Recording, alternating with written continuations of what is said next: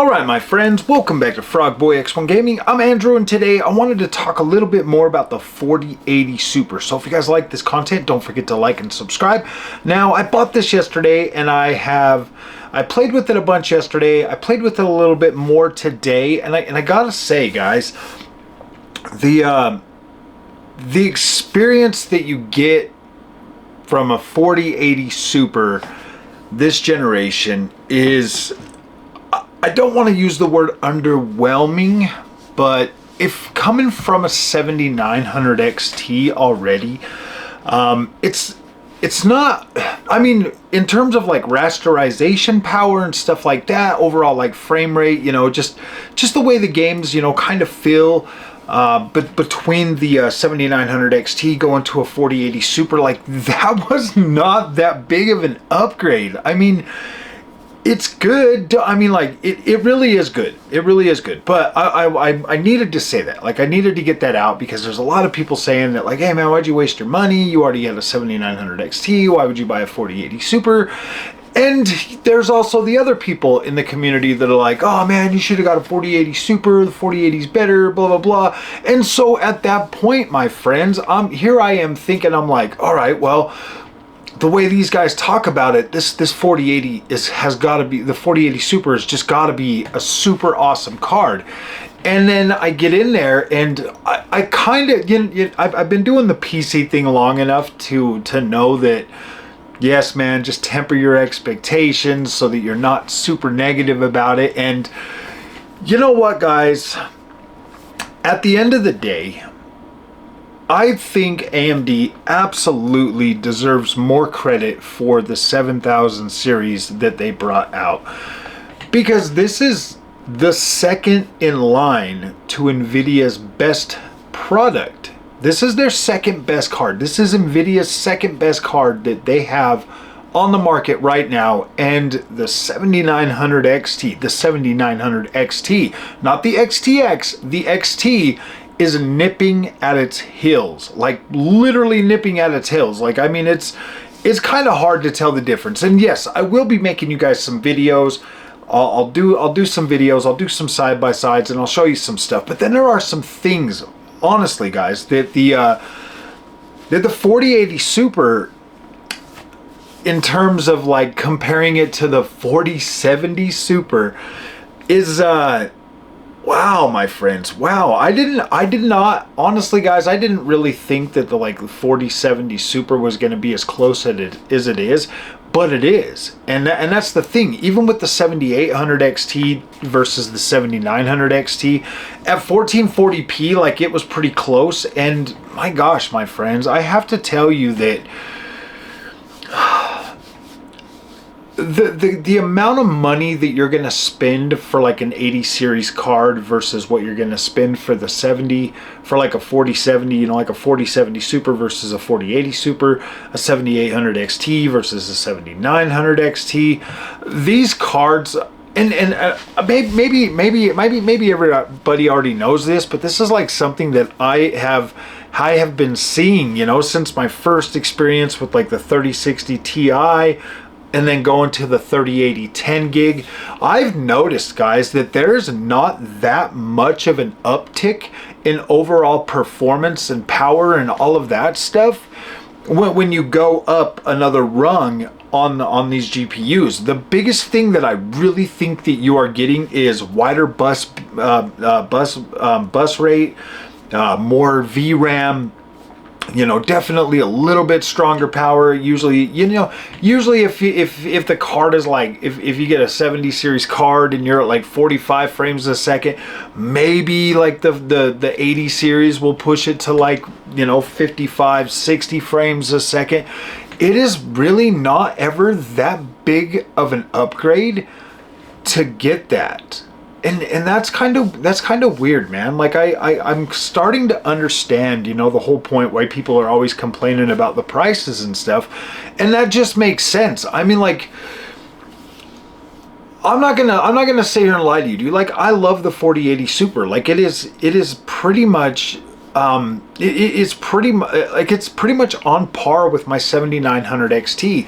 And when I went from my 3080 10 gig over to the 7900 XT, that absolutely blew me away. So I kind of feel like I'm still like right in that overall power range when it comes to this 4080 Super. Now, if we only look at ray tracing and DLSS performance, obviously the 4080 does a very good job when you turn on the ray tracing. But when it comes to like DLSS, my friends, like DLSS looks good. It does. I happen to like FSR as well. Like I do. I like FSR. And when you utilize something like AMD's fluid motion frames on a 7900 XT, that card, if you look at it just from a pure rasterized performance thing, and even using like AMD's fluid motion frames on like ray tracing and stuff, it definitely doubles your frame rate. So if you're getting, you know, like 25 frames a second, you'll be getting like 50. Is it good to use at that low of frame rates? Obviously not, but if you're running in a straight line and you're using AMD's fluid motion frames, like, it looks pretty good. You only really notice the breakdown once you start turning the camera at anything under 60 frames a second. So theoretically, you could potentially use AMD's fluid motion frames to like kind of fill in the gap and kind of catch up to the 4080 Super. And what's even crazier is, like, say you're getting, you know, like your other games, your regular games, and you're getting like a high frame rate and you're not using, like, there's no ray tracing or anything like that. The 7900 XT actually, so here's something that I noticed. If you're using frame gen on the Nvidia cards, like I was playing The Witcher 3, and I had it at 4K, and I'm using fluid, and I'm using like frame generation, I'm using DLSS, all of that stuff. I was using a quality DLSS, and I had max settings. So I was about 70-ish frames a second, maybe a little more, give or take. Obviously, my CPU is not the strongest, so I am obviously leaving some performance on the table. When I do switch over to the AM5 platform, we'll see. But when I look at this, and I'm looking at my frame rate, guys, and I'm like, okay, I got 4K, I got ray tracing, I got all of this, and the fluid motion frame or the frame generation. When I turned frame generation off, it dropped me back down to like 50-ish frames a second. It was like a steady 50 frames a second with a 4080 Super. Now, if you look at that, so say I'm using the say I'm using like the 7900 XT, and I got the same settings on, you know, like 4K, whatever. So at 4K, I was getting like 35, 40 frames a second, you know. I mean, just using like, I mean, like obviously FSR, everything like that, you know, to kind of boost the frame rate. I think it was like 30 to 40 frames a second or whatever.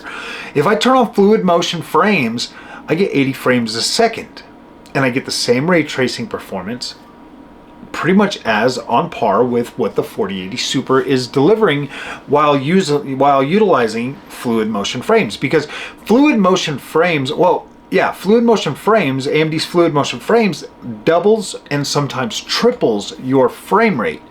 And it is pretty dang close to the point where it's indistinguishable between what Nvidia's frame generation is doing versus what AMD's frame generation is doing. Like, obviously, either one of them, you know, user case, you're gonna see some stuff, you know, in both of them. Like, there's pros and cons to both of these frame generation technologies. And if you, okay, these are features that are going to be used, and these are features that are going to provide longevity to your to your cards, to your Nvidia stack, to your AMD stack. AMD's fluid motion frames, the fact that you can use it with all DX11 and DX12 games, that essentially puts the AMD cards well above what the Nvidia 4080 Super is going to do, or in some cases, with a 7900 XTX, you might actually be able to outperform a 4090 most of the time, utilizing, you know, frame generation. Now, is frame generation the end-all be-all for everybody? Probably not. Some people are going to like it, some people are going to hate it, and some people are going to be like, yeah, this actually, it's okay. it's not too bad. And I kind of fall in that camp where it really just, for me, it just depends on the game. Certain games I'm 100% at, I love it, it's perfect, it works great. I use a controller for all my gaming, so I don't have the mouse issue or anything like that. As long as you're on a controller, the latency will probably never bug you. It feels pretty fluid. And with Nvidia, the same thing. The only real props that I can give to the 4080 over the 7900 XT in terms of like visuals or anything like that, it really just comes down to DLSS and the ray tracing performance on a lot of these games and stuff. And you know, some of the ray tracing really does look pretty dang good on the 4080 Super. But here's the thing, my friends, and I'm gonna put a video together for you guys. I'm gonna go through like all the games that I have that have ray tracing, and I'm gonna make a video and I'm gonna show you guys, like, look guys, these are the ones that absolutely sell me on ray tracing, and these are the ones that it doesn't matter. I would much rather just have the frames over the ray tracing, because there's a lot of games that look very decent or very good with it, and then there's some that you can barely even tell. So when I hear people say that you should go for Nvidia for the DLSS and for like the ray tracing performance, and then I ask myself, I'm like, right now you can get a 7900 XT for about $700.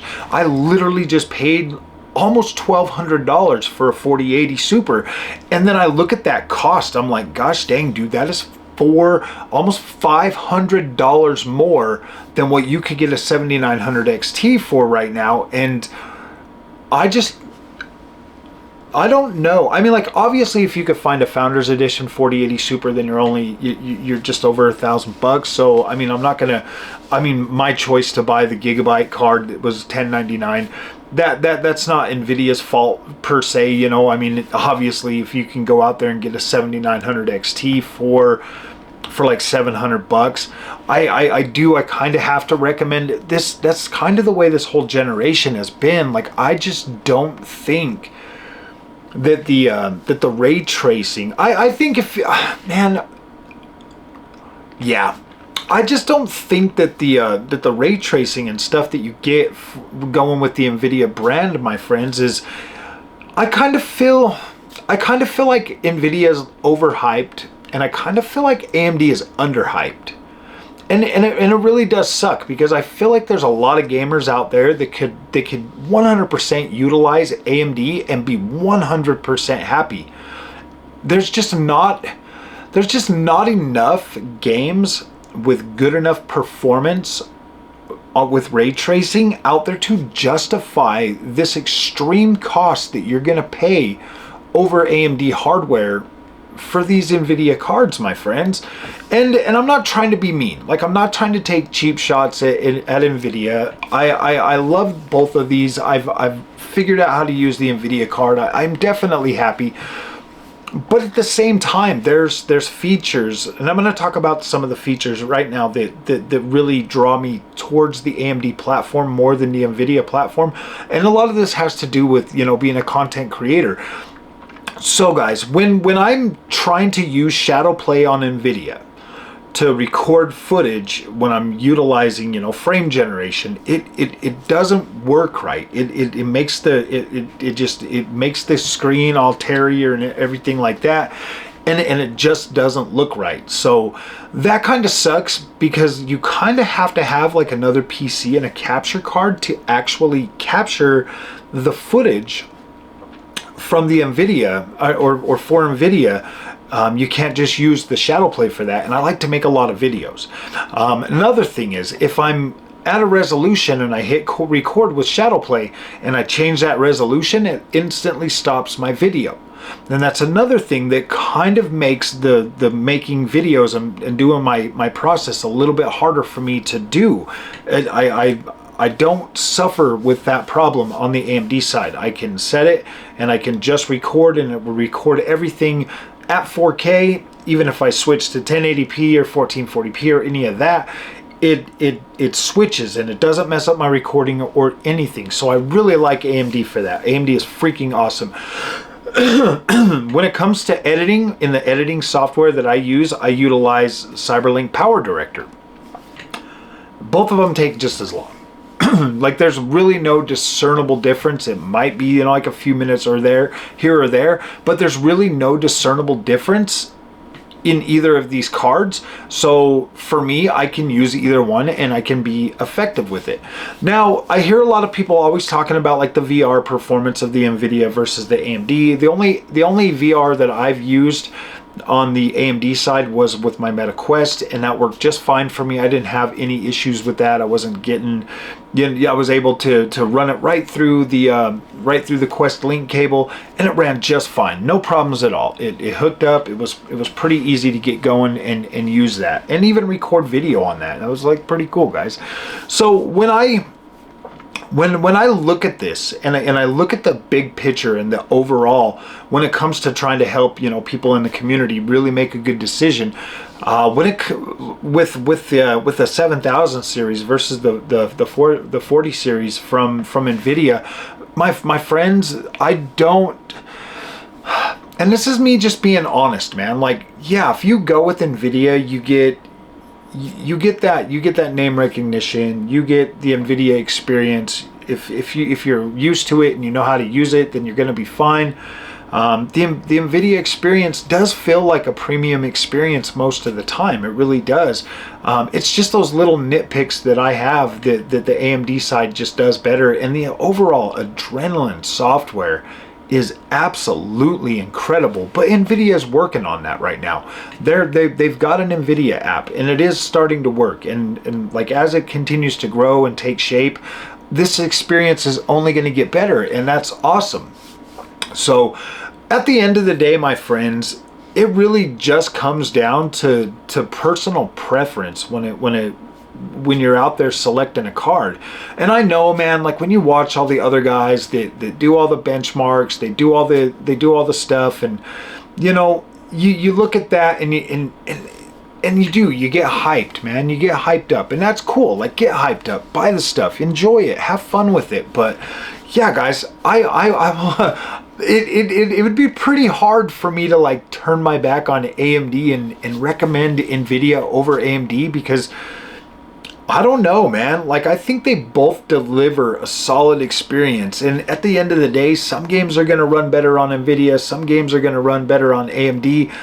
Hopefully, when you make your decision, you just always have good luck and you always get games that run good on your card. And I mean, they pretty much tell you out of the gate which ones run better on AMD, you know, which ones are sponsored, whatnot, you know what I mean? So I don't know, guys. I don't know. This whole PC thing is such a freaking, it's such an experience for like newcomers, and it's and at least in my experience, it's like I just want to try everything, and I want to see everything, and I want to know, and I want to gain knowledge, and I just want to get smarter and better at what I'm doing. And my gosh, man, I'm not going to sit here and lie to you and tell you that I'm not in the honeymoon phase and I'm not proud with the 4080 Super, because I am. Like, this card is freaking awesome. It's a big old freaking giant monster, and it's cool. Like, I really do like it. But at the same time, man, I absolutely freaking love my AMD experience, and it's cheaper.